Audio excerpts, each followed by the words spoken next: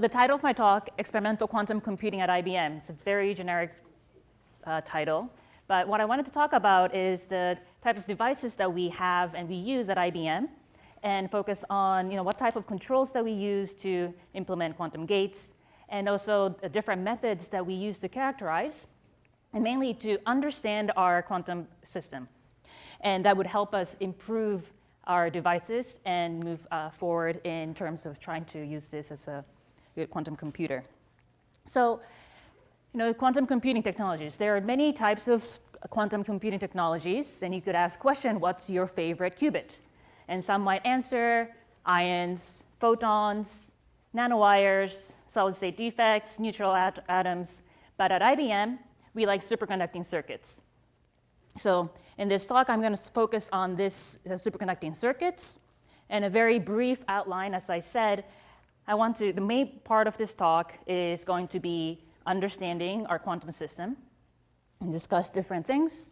And I know the topic of this workshop is quantum application, near-term applications, or approximate quantum computing. So briefly, I will talk about what can we do with noisy quantum system, which is, I'm just going to talk briefly on our recent results on quantum chemistry. So from the very basic, the type of qubits that we have is a single junction transplant qubits. We have, it doesn't show much. So here we have our Josephson junction. It's a layer of aluminum, aluminum oxide, aluminum. And the Josephson junction is a nonlinear inductor, which is, for a transplant qubit, is shunted by a large capacitor. So rather than having a harmonic oscillator, you can make this anharmonic oscillator so that the lowest two energy level is separated from the higher levels. And we're going to use the lowest two energy level as our qubits. So here is our qubit. And what does it happen when you couple this to a resonator? A resonator is just a regular LC circuit. And here's the Hamiltonian of the interaction between the qubits and the resonator. And then the dispersive limit, where the qubit frequency is well detuned from the cavity frequency. The cavity frequency depends on the state of the qubit. So that is how we are going to read out the state of the qubit. Here's a sample of a 2-qubit device, 2 transplant qubits, coupled by a coupling cavity, which I'll call a bus. And each qubit has this readout cavity.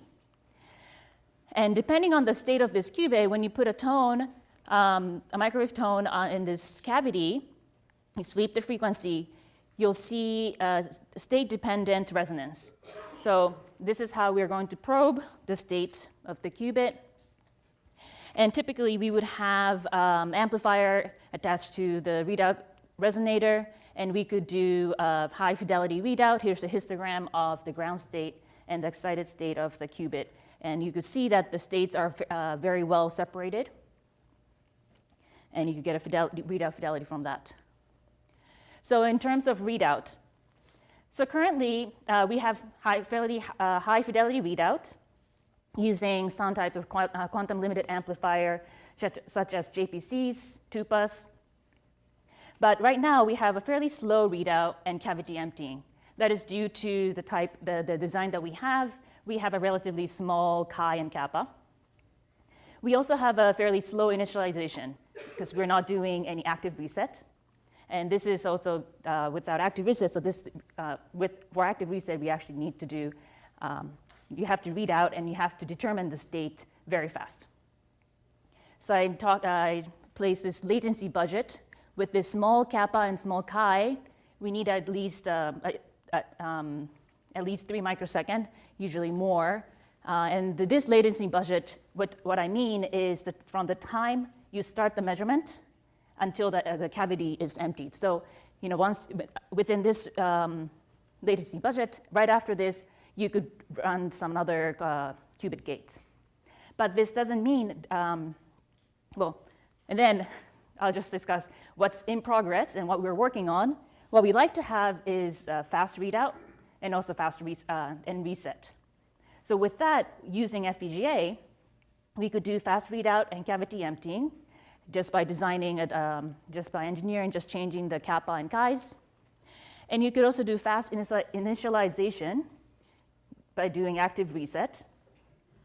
And here, a 2 latency budget, depending on how we design the kappa and chi, we could have this latency budget to be less than 1 microsecond, or with the higher chi, we could actually reach this 500 nanosecond. And using FPGA, this latency budget actually would include the time it takes to determine the signal.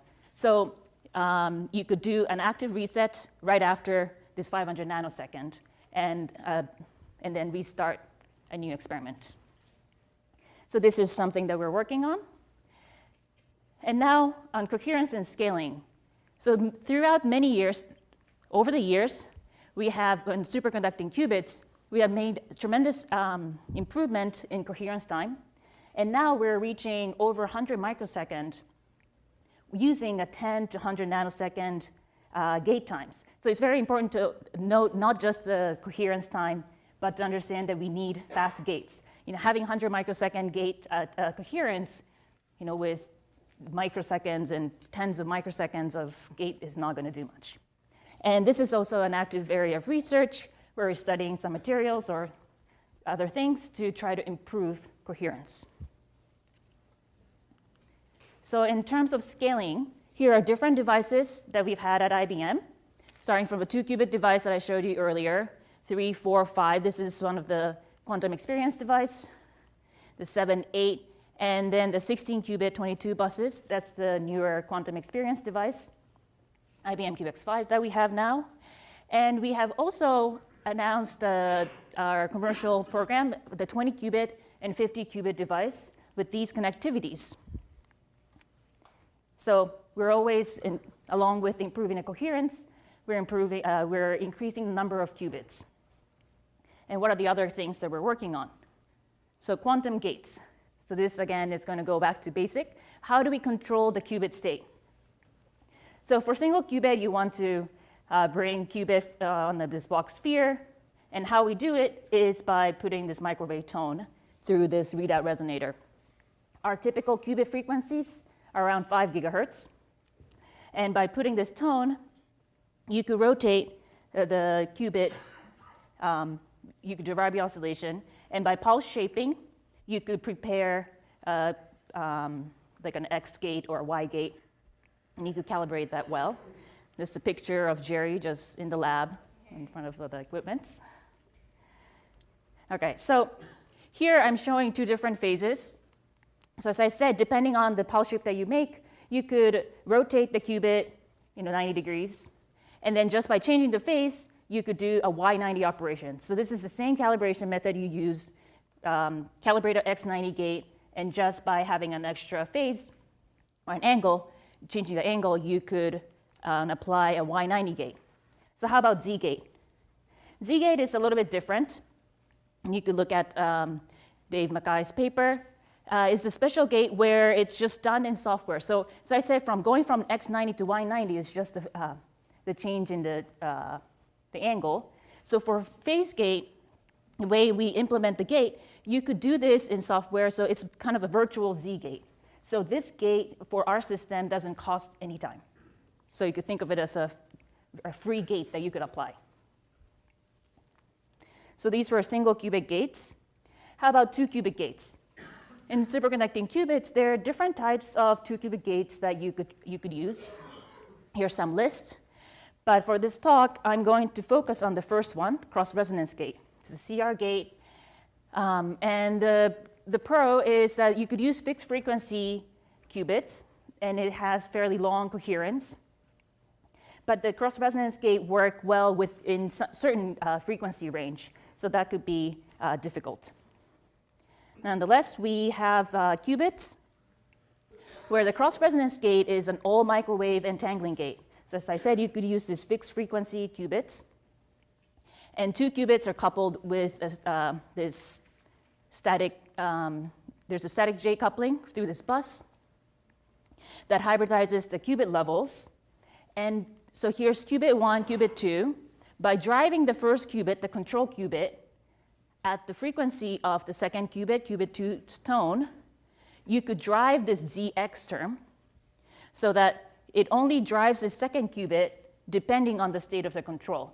So this ZX that you get from this cross-resonance gate, that is the gate that we use to make a C0 gate. So back in 2011, there was the first experimental demonstration using this cross-resonance gate. And back then, there was only, you use this single cross-resonance gate, and the fidelity of the gate was in the order of 81%. But over time, we've implemented echo sequence, and most recently have done an active cancellation with the same echoing sequence, but with active cancellation to cancel out extra terms in the Hamiltonian. So the cross-resonance gate has this ZX term, but there are other terms that we don't want when we're making a C0 gate. So with that, we have reached 99.1 gate fidelity looking at the interlead randomized benchmarking.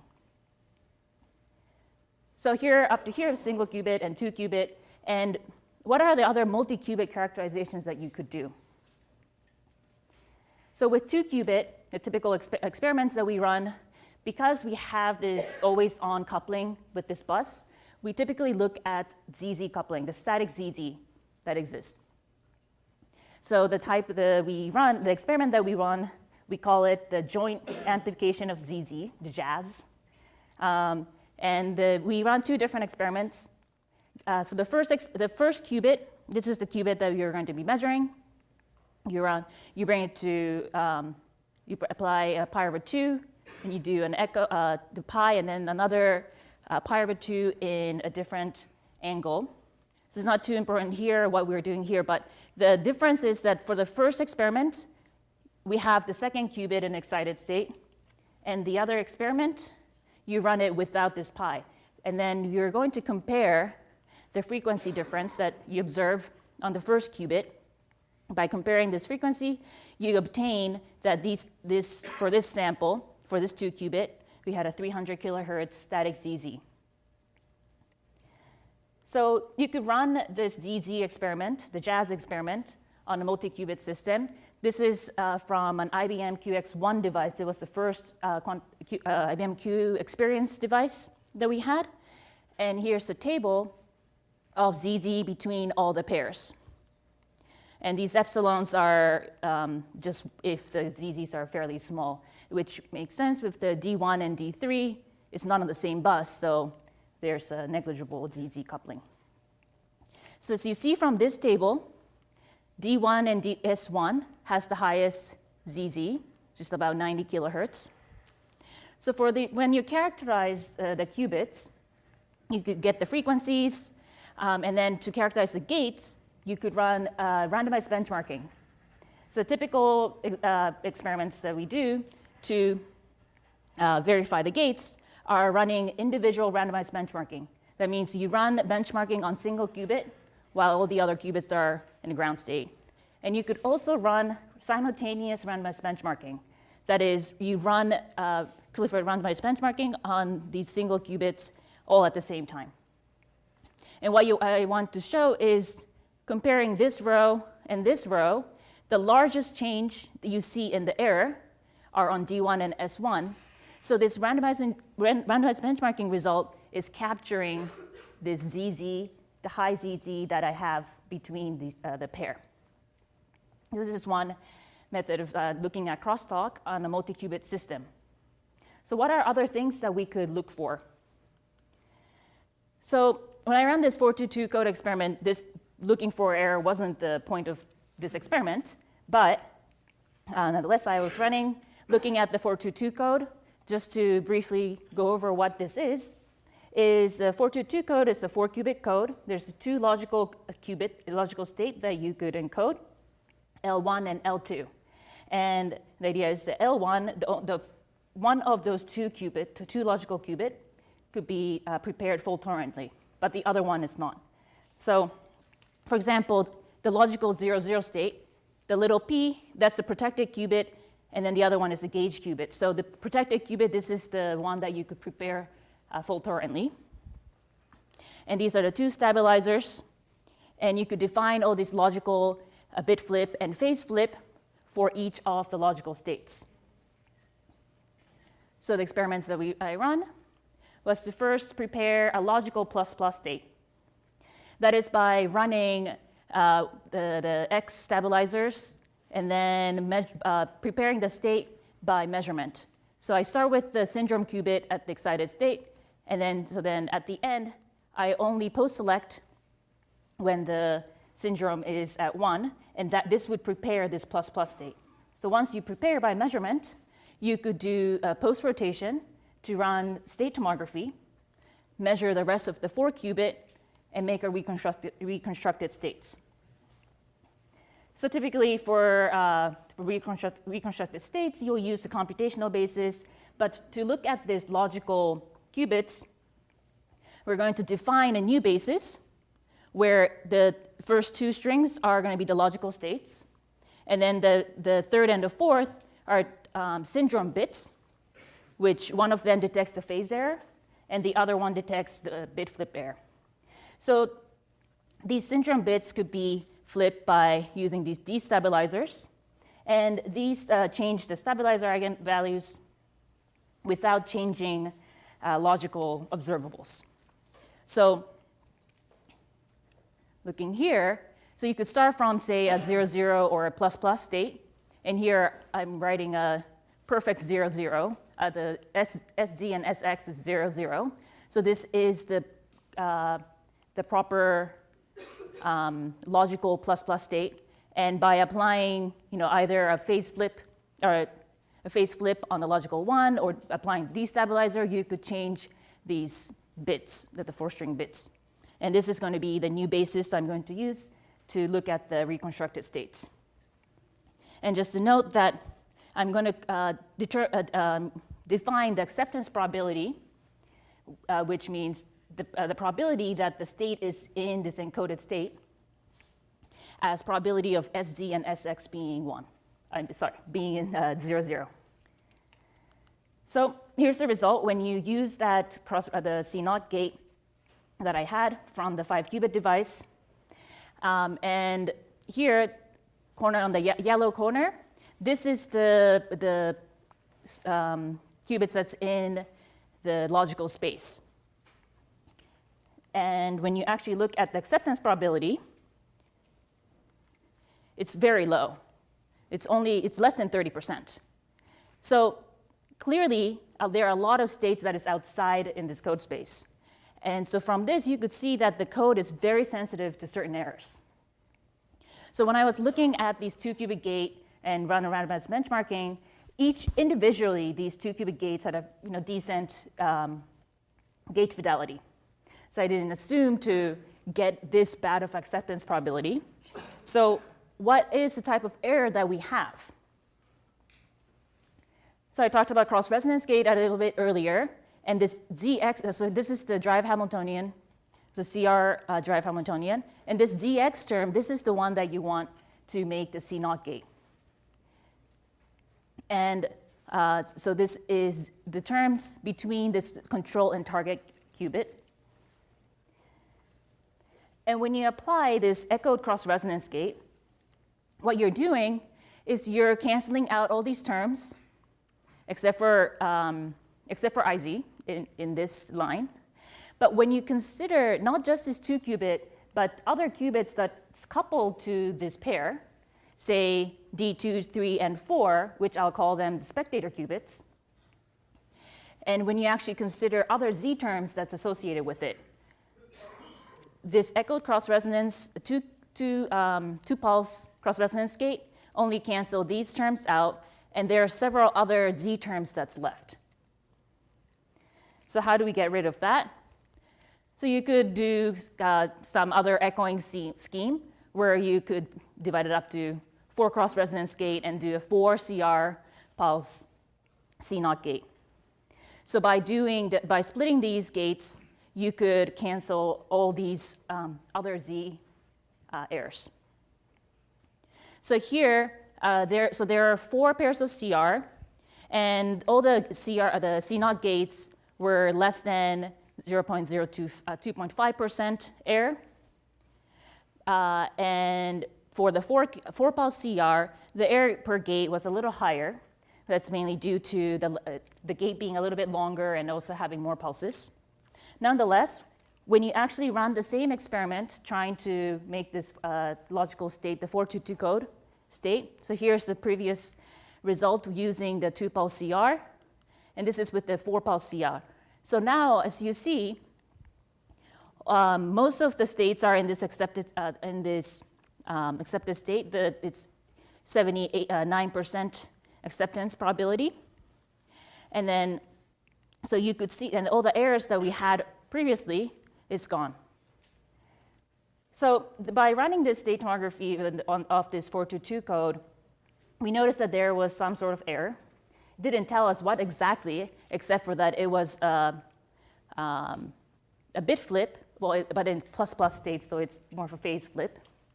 And then we were able to come up with a different scheme of gates so that we get rid of this error. But this is not a very convenient way of figuring out that there's an error on your multi-qubit system. And the state tomography does take a long time. It's compared to methods like randomized benchmarking, which doesn't take a lot of time. It's fairly easy. So what are some other methods that we could use to understand our gates? So some of the verification toolbox that we have discuss are the randomized benchmarking. So we have the standard RB, interleaved RB. I didn't talk about purity and leakage, but these are all kind of standard randomized benchmarking that you could run on single qubit. And for multi-qubit, so you could run the standard n-qubit RB. So I've done a 2-qubit RB, but you could think about doing a 3-qubit RB. And the simultaneous 1-qubit RB, this was done on this device where we saw some ZZ errors. But also, instead of just running this 2-qubit RB and a single qubit simultaneous RB, you could run this simultaneously to see what other errors that you might to see that there is an error. So here is a picture of our IBM QX, the 5-qubit device. And so these are the typical numbers that you would get on our quantum experience website, the T1, T2s, and the single qubit error per gate, 2-qubit error per gate. And also we have this ZZ information on our spec sheet, which you could get it from our quiz kit or our GitHub. Okay, so now this 2-qubit RB, this is the number that we provide. But let's start looking at some other things like simultaneous 2-qubit with single qubit RB. On our current IBM QX4 device, so one of the pairs, C020, here's a number that you get from a 2-qubit experiment, 2-qubit RB experiment. We get about 2.4 error per gate. And when you actually include this other spectator qubit and run 2-qubit and single qubit RB, actually for this gate, it doesn't change much. And this is showing that there's not a lot of crosstalk, which is good. So let's look at another pair, CR34, so CX34. So again, the error per gate is less than 3%. But once you add this central qubit, now the error per gate is above 7%. So just by doing this simultaneous 2-qubit and 1-qubit, we clearly see that there is some sort of crosstalk, and we see this error. So now you could use, this is a fast method to see that there is some type of crosstalk, and now we could try to think about how we could correct for this. So just to kind of see, this is some new experiments that we're running. There will be a new manuscript by Dave Mackay soon on arXiv, I hope. So some 3-qubit RB could be another way of seeing some multi-qubit crosstalks.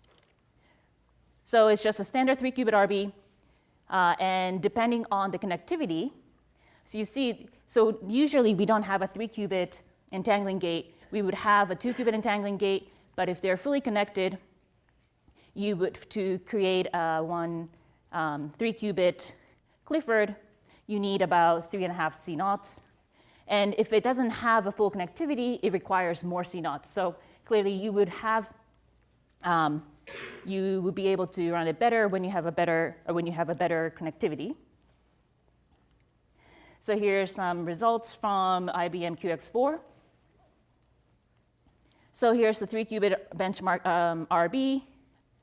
And I'm putting down the 2-qubit RB results just by looking at the 2-qubit individually, and then by looking at 2-qubit and 1-qubit. So again, this gate doesn't change much, and none of these really made a lot of difference. And the number we get from the 3-qubit error per Clifford is sort of in the order that we would expect from this 2-qubit gate.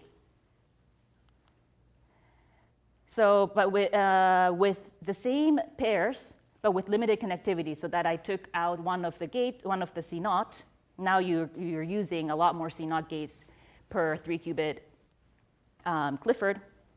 Now the 3-qubit error per Clifford is a little higher, but again, by knowing how many C0s and these errors, the error per Clifford matches fairly well to what we would expect.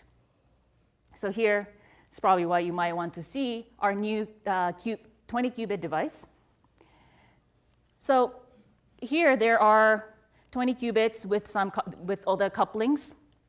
It's showing the T1, T2s, and the C0 gate between the pairs that are coupled. And as you see, we have decent T1 and T2s for all the qubits. And this is very different from the type of device that we have from the quantum experience, 5-qubit and 16-qubit, mainly in terms of this is one of the first devices that we're showing where it's not, you could control some qubits that are not on the edge of the sample. So these are just the numbers that we would typically put on, the similar number as what we would put on in the quantum experience. And on this device as well, we've run a 3-qubit RB. And again, so for this one, it didn't run the simultaneous 2-qubit and 1-qubit, but using the 2-qubit RB from the mapping, the previous mapping, you get, from these numbers, it should be, the error per Clifford should be a little lower, but probably by looking at the 2-qubit and single-qubit RB, you probably could be able to see a fairly appropriate number for the 3-qubit error per Clifford. And again, same pairs, but with the different connectivity, and you see that the error per Clifford goes up. So all that together, I'd like to discuss a little bit about quantum volume. So quantum volume is something that at IBM we've been talking about, in terms of what type of metrics that we could use to describe how good our quantum processor is. So as we increase the number of qubits, more number of qubits is good. But if you don't decrease the error rate, it doesn't do much for us, right? So you want more qubits, but less error. And from the 3-qubit RB as well, you see that more connectivity that you have, you could run more things. So the more connectivity is better. And also gate set. So right now we have just a C0 gate for an entangling gate. But if you have some other gates, that would help you in terms of creating some algorithms. So to quantify this, trying to quantify this quantum volume, you could think of the number of qubits as a width and some depth d to think about this circuit over some gate set. And the total space-time volume circuit, V, is this number of qubit times the depth. And this is limited by the effective error rate, right? So what we want to come up with is a number where it actually kind of describes how good this device is. And so we want to come up with the largest square here. So we're going to define quantum volume as 2 to the minimum of either the number of qubits or depth. So we're doing this because we tried to improve the 2-qubit gate fidelity, and we'd like to do that, right? But just with 2 qubit, even if you do run more and more depth, you could easily simulate a 2-qubit system. What we want is that good low error 2-qubit error rate, and also the depth. So the model algorithm that we are going to use is, this is just a random 2-qubit gate unitary, the SU4 gate. Choose from some SU4 gate, SU4 gate. You permutate these qubits, and you choose another random 2 pairs from the set of qubits. And how we're going to define of a unit of depth is just operation of 2-qubit unitary on a pair of qubit. So we're going to assume that circuit is, we could simulate this circuit. And so we're going to have this ideal output probability, and then we're also going to have this experimental probability, output probability distribution. And you could consider 2 different metrics. One is how far away these ideal and experimental states are. It's L1. And then you could also think about probability of heavy output, which is described in this Aronson and Chen paper. I won't explain it here. So just an example, this was the data taken on our old quantum experience device, IBM QX2 device. So here's the simulation with depth 1. So that requires, so this is on 5 qubits, but for depth 1, we only requires, for this example, it required 6 CNOTs. And then this is the experimental result. And you see that, most of them are, this corresponds fairly well. But with depth 4, and this is requiring now 39 CNOTs. Now the output distribution is fairly random now. So when you plot this out, the number of qubit, you look at different number of qubits on the same device, and then you run this model algorithm many times on different depth, and you could plot out the probability of heavy output, and we kind of just could define success as say 2/3 if you have the probability of heavy output as greater than 0.6. And if you define it this way, we get a quantum volume of 8. That is, we could, we have 5 qubits total here, but we could only go up to depth 3. So similarly, you could run it for the 16-qubit device. And here you could run it on 3-qubit, 4-qubit, 5-qubit, and even more. But again, you don't reach any improvement in terms of depth. So for the IBM 5-qubit and 16-qubit device, even though we have the more numbers of qubit on the 16-qubit, we have equal quantum volume, which now we have it as 8. So here, when we went from 5-qubit to 16-qubit, we didn't really improve too much in terms of the gate errors. So this is shown from this quantum volume metric. So to finish up the first part of the talk, or most part of the talk, we talked about what the qubits that we have and some characterization methods. And so we're always working on improving coherence, gate fidelity, and readout as we scale up. So that's what we need. And I've defined a metric, quantum volume, to kind of start using to understand that how well we're doing, how well we're improving on all these aspects of the device. So just very, very quickly, And I think most of the people in the audience probably know the experiment well. But it's a quantum chemistry with noisy superconducting qubits. I could probably skip the motivation. And the idea is to find the minimum energy of this electronic structure problem. And that could help you to find the reaction pathways, reaction rates, and molecular geometry. So again, so the type of experiments that we want to run, we run was this hybrid quantum classical approach. Some references here. So we would map the problem, the electronic structure problem, to qubit Paulis. And I think, I'm not sure if Sergey is here now, but you could ask Sergey all about this method that we use to lessen the number of qubits required to run this later if you want.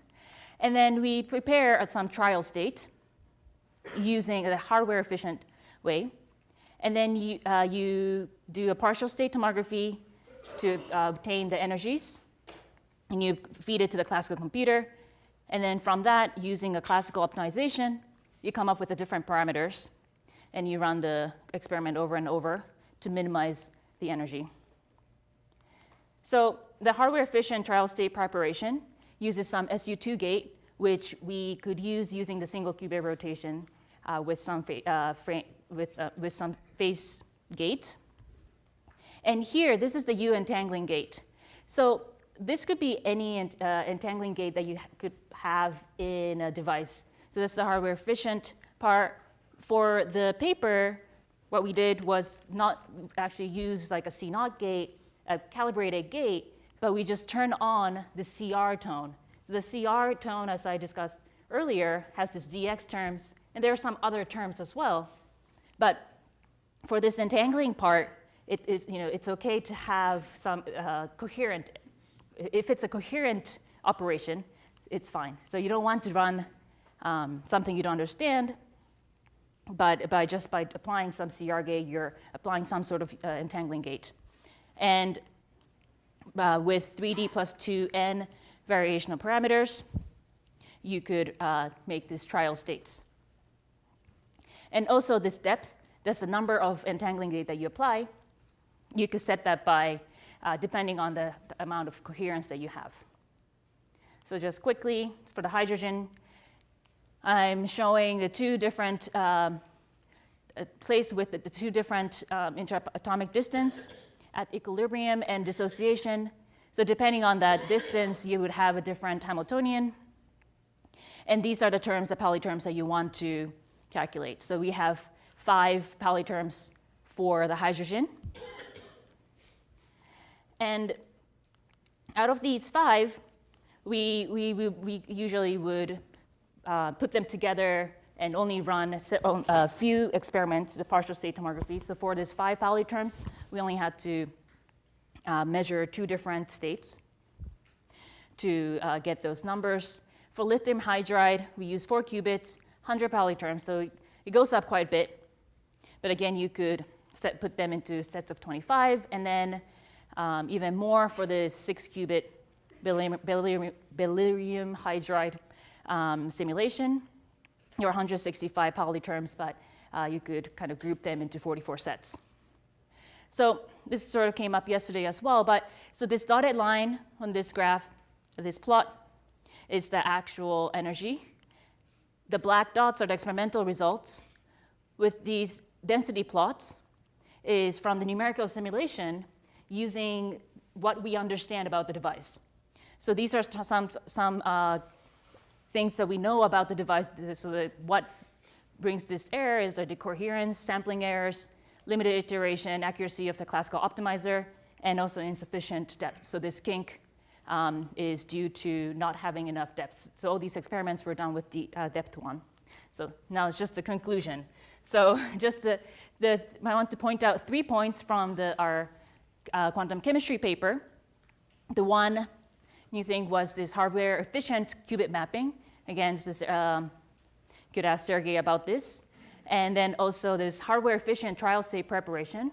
So this is very flexible to other hardware platforms. And also we use this fast and classical optimizer that is robust to stochastic errors. And the point was that we understand, again, the energy that we got is not at the accurate level, but it's very, we understood it by running this numerical simulation. And by understanding this experiment, there is, it's promising in the path forward with the error mitigation method. Or you could see Kristen's paper, and he's sitting somewhere on here, so you could ask him about that. And just to wrap it up, so what do we want to run this better? So we want to increase sampling. That would improve the energy estimate, and that would require some reset. So I talked about doing some fast readout, fast reset. So that's what we're working on. That is going to help us with being able to take more samples. And increased coherence, that would let you do more depth, have more depth in the circuits. And along with that, if you have more connectivity, you actually would require less depth. So that's also what we want. So at the end, we want to work towards larger quantum volume, which should improve in all aspects of our experiments. Thanks.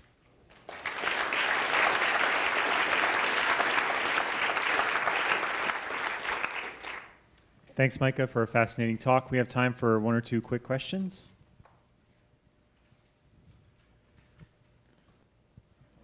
Hi.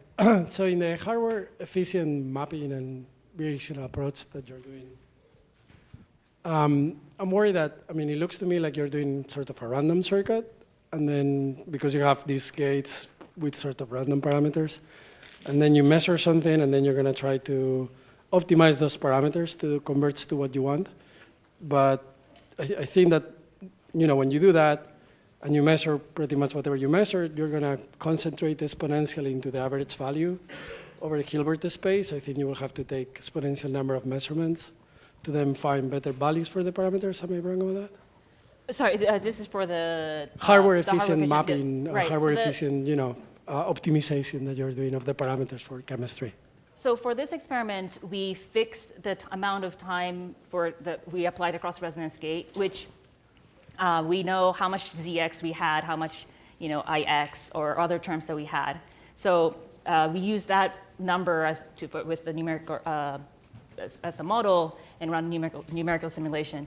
And so this parameter, the length of the CR or the angle of the CR, this also could be parameterized. So right now the n plus 2 times, 3 plus 2 times n parameters that we run over, those were just for single qubit rotations, and we didn't actually change the entangling part. But that is a parameter that we could easily add into. I don't know if that answers. No, not at all. No, so the parameters, it's okay, it's not a big number of parameters. I'm worried that when you try to measure to then get, whatever observable to optimize whatever you're doing, in this case, getting closer to the ground state of a molecule, your observables are going to concentrate exponentially just on, like 0 or whatever. And then you're going to take an exponential number of measurements to be able to, do a gradient descent or whatever you want to do to move the parameters to a better setting. I'm not worried about the number of parameters. It's the number of measurements to get a signal. The number of... Maybe I can answer that. So it's not like a fully random circuit. It is like a circuit with a certain topology that has worked for this, like small, medium-sized molecules. And then I guess if you want to scale up, we're thinking of like a mixture between UCC ansatz and hardware efficient. So it is not like completely random. It's quite random. It's design. Okay. Okay, other questions? Yeah. On the final molecule, I think it's beryllium hydride, when you show the results of the simulation of the model, there's a second curve that appears above the ground state curve. And so I was wondering, is that the classical optimizer in conjunction with the noise model finding another local minimum in the result? Yeah. Okay.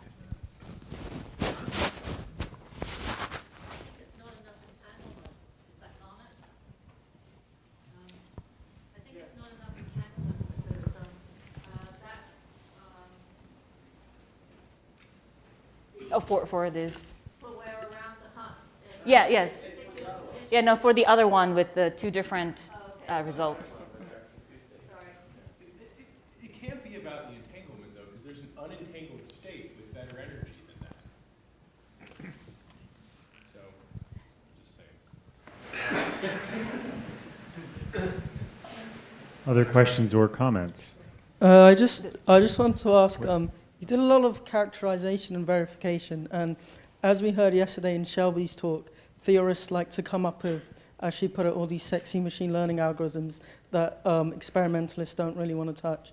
And I was wondering, as your system's getting bigger and bigger, have you ever tried machine learning to perform some of those tasks, or have you ever started thinking about that?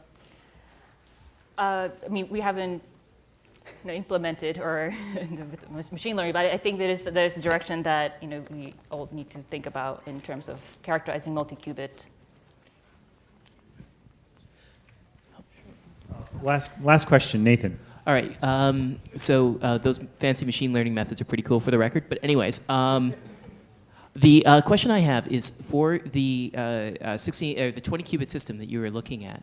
Did you consider changing the effective number of qubits in order to try to optimize the quantum volume? Because you don't necessarily get the best quantum volume by turning on all the qubits. So is that the way you want to go forward, or should you always just give the quantum volume for the entire chip? Oh, that the quantum volume question. If there's Lev or Andrew in the audience. Andrew or Lev? Could I just maybe ask, like, why optimize the quantum volume? Oh, I mean, I know so that I'm not right. saying it's poorly motivated. I'm just saying it's clearly a what's the word I'm looking for? A proxy.